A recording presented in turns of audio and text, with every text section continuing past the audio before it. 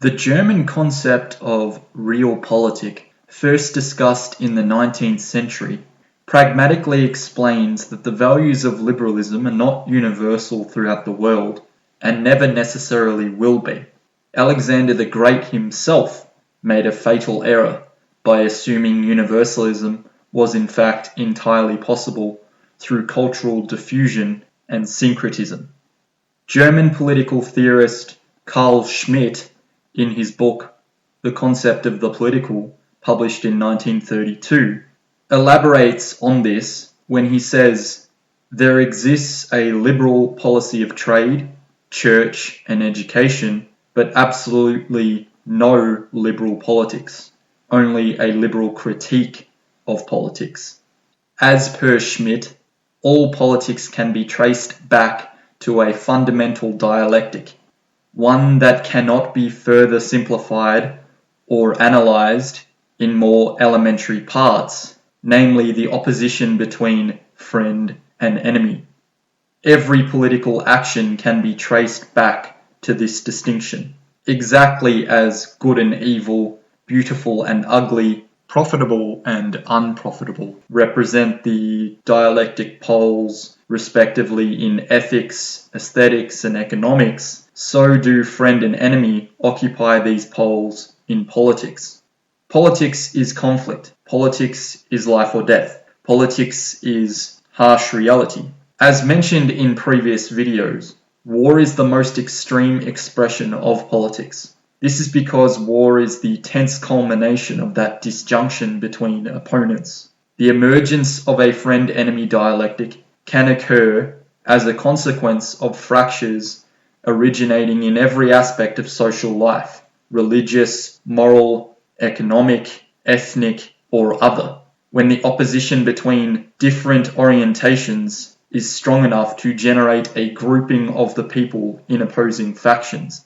Schmitt recognized the existence of several degrees of intensity in the opposition between distinct human groups.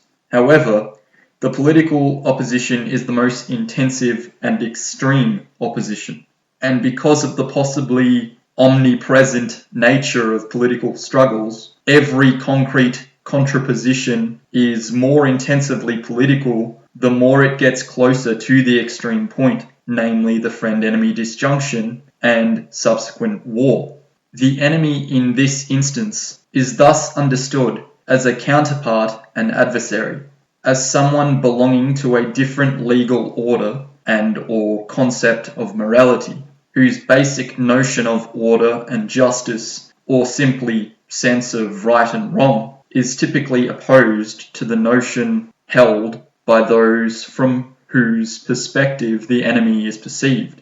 Liberalism is merely a lens through which to view reality. Fundamentally, liberalism was created to essentially soften politics, and thus limit the harshness of reality where possible. And even still, reality can bite hard, and bad things still happen. Realpolitik is amoral, and is often referred to as Machiavellian, after Niccolo Machiavelli, an Italian political philosopher who wrote The Prince, published in 1532, prior to the development of liberal philosophy, and thus prior to any recorded instance of liberal thought, in which he explains and maintains that the sole aim of a prince, politician, was to seek power, regardless of religious or ethical considerations. Peace through strength is a viable diplomatic policy. The prospect of war is ever present, whether we like it or not. It is a constant balancing act and power struggle, so it makes sense to be prepared where possible. Thucydides' trap is the pattern of structural stress that occurs when a rising world power challenges a ruling one. For example, Nazi Germany challenging the British Empire, Athens and Sparta, China and the USA. It is the unstoppable force meeting the immovable object. In the present day, unless China's ambitions are scaled back or the USA can accept losing its hegemony, things may well escalate to war, which is more likely to happen than not, to be completely honest, given that history is littered with conflicts and peace is relatively fleeting. As French historian Améry de Reincourt emphasized in his 1957 book, The Coming Caesars, when the war finally broke out in September of 1939, the painful uncertainty and suspense of the late 1930s came to an end. International conferences, pacifism, expressions of goodwill and peacefulness, everything had proved useless. Nothing but determined strength could oppose brute force.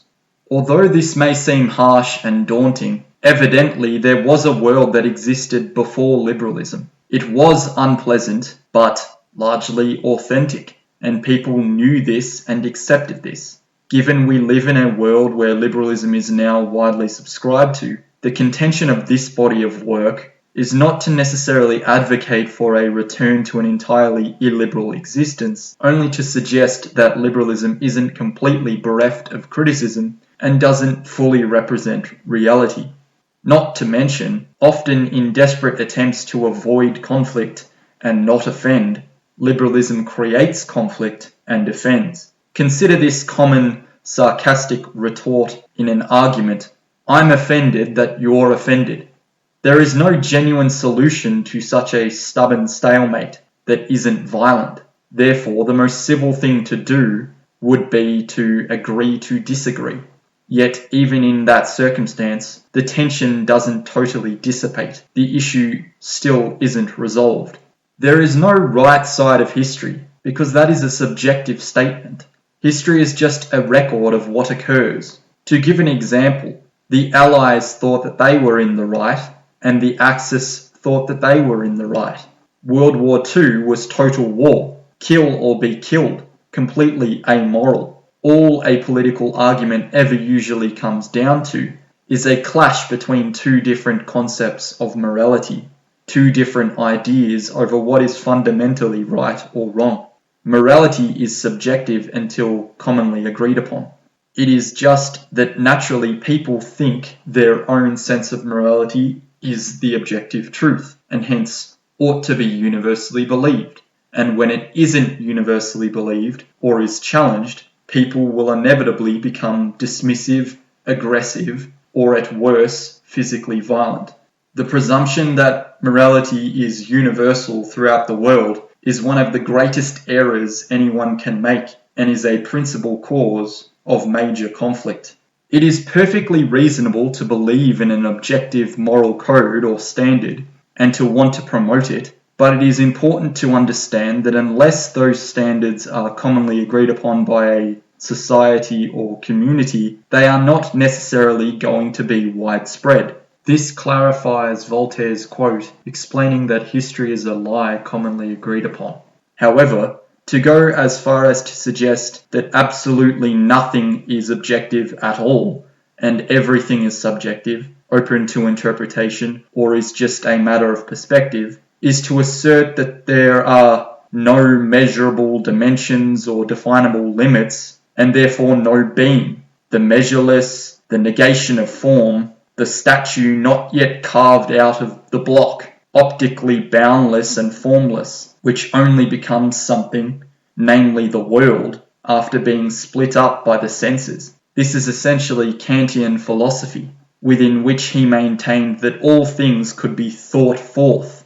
Yet there seems to be a distinctly pompous and pseudo-intellectual strand to this realm of thought, turning what is objectively agreed upon into something completely subjective, just for the sake of it, to engage in the practice of obscurantism and to give one's ego a boost. Obscurantism is the opposition to the spread of knowledge. Within art and literature, it is a style characterized by deliberate vagueness or complexity. The intelligentsia of the modern art world now fully subscribe to aesthetic relativism and have reduced art to a matter of personal expression alone, rather than personal expression, yet still within some standard of convention. These intellectuals then use obscurantism to denote meaning to the meaningless and inspiration to the vapid. As Spengler says in Decline of the West, if modern painting has ceased to appeal to any but a small and ever decreasing circle of connoisseurs, it is because it has turned away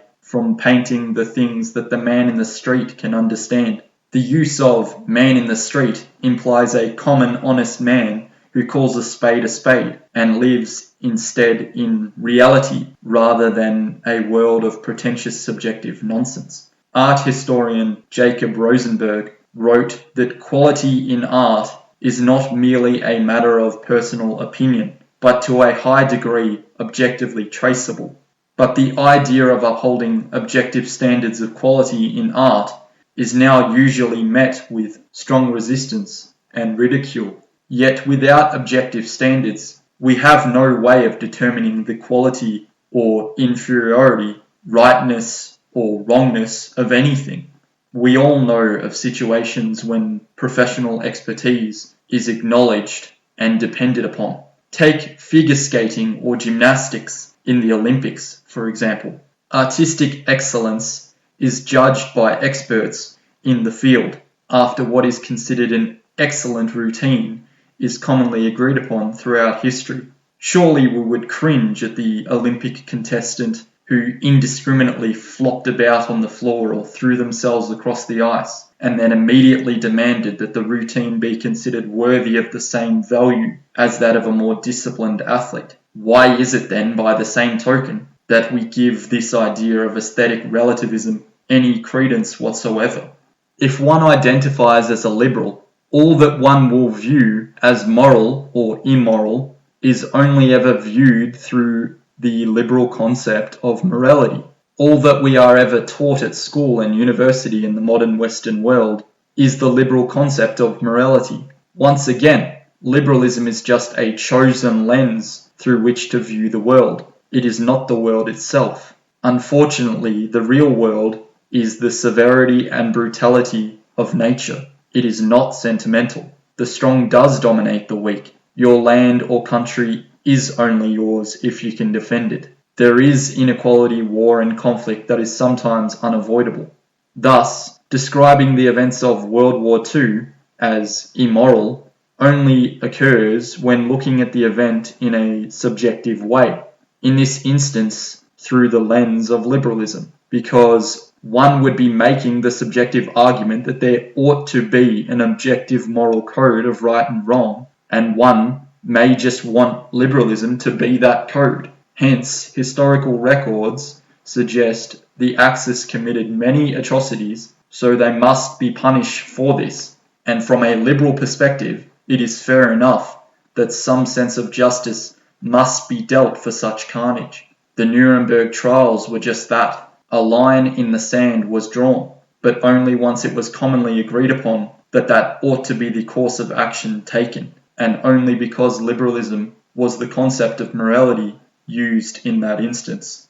The national motto of France, liberty, equality, fraternity, forms much of the basis of the intellectual and scientific movement of the 18th century Europe, which was characterized by a rational and scientific approach to religious, social, political, and economic issues. This age of enlightenment led directly to the American Revolution and French Revolution, and strongly influenced the Industrial Revolution. An individual can typically find their position on the ideological spectrum dependent upon their subjective opinion of which of the motto's 3 words ought to be considered most important and reflective of the nature of humanity. An argument could be made that the first 2 words, liberty and equality, are somewhat contradictory, as the premise of total equality and total egalitarianism is effectively a utopian fantasy and denotes a sense of forced homogeneity between all people and a notion of society being leveled out for the lowest common denominator in the interest of apparent fairness. Hence, to some, it would be deemed dystopian. This concept of equality of outcome could therefore be considered authoritarian and not liberal, despite being disguised within political commentary as something to the contrary. Freedom of some must depend on the restraint of others, given that no person's activity is so completely private as to never obstruct or impact the lives of others in any way. The very idea and thus definition of liberty is subjective, depending upon which of the two concepts of liberty is being referred to at the time, positive liberty or negative liberty. Russian-British social and political theorist, philosopher and historian of ideas Isaiah Berlin developed the notable idea of two concepts of liberty. Berlin delivered an inaugural lecture on the topic at the University of Oxford in October of 1958. Fundamentally, both concepts are important, but negative liberty is more a sense of freedom from being controlled, while positive liberty is the freedom to control. Simply put, positive liberty is more a case of what people see as their rights, most likely because this concept of liberty gives them greater authority and power to complain if they so desire. It is essentially self-mastery, whilst negative freedom is essentially self-determination and more demanding of personal responsibility. Hence, one can't complain as much because one has been left to their own devices and there is no real authority or authoritative figure exercising control over the negatively free individual. In addition, positive liberty gives an impression of being more manufactured, since if it is to do with rights, rights can be removed just as easily as they are given. Only the necessary political will is required. Negative liberty appears more instinctive and organic, as it is more aligned with the personal responsibility of the frontiersman and that traditional romantic notion of liberty, daring to set off into the wilderness, battling to survive, and forging one's own path to manifesting destiny without the interference of others. However, Berlin did not argue that the concept of positive liberty should be rejected. On the contrary, he recognized it as one human value among many, and one necessary to any free society. He argued that positive liberty was a genuine and valuable version of liberty, so long as it was identified with the autonomy of individuals, and not with the achievement of goals that individuals ought to rationally desire, since that is subjective. Berlin argued rather that these differing concepts showed the variety and incompatibility of human values, and the need to analytically distinguish and trade off between rather than conflate them.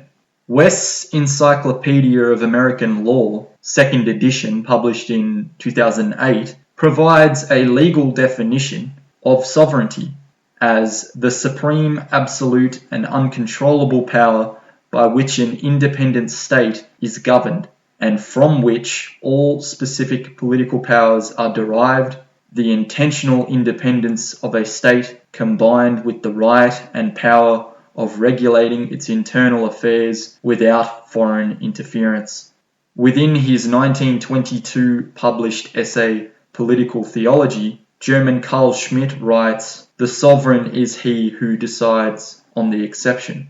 By exception, Schmitt means the appropriate moment for stepping outside of the rule of law in the public interest. The sovereign makes decisions and acts. Schmitt maintains that one of the flaws of liberalism is that it often shies away from deciding, acting instinctively or acting at all, and hence resorts to never-ending discussion with no true resolutions and subsequent stagnation that is in perpetuity. It seems that to decide is to dictate, and dictatorship is illiberal, hence to decide is considered illiberal.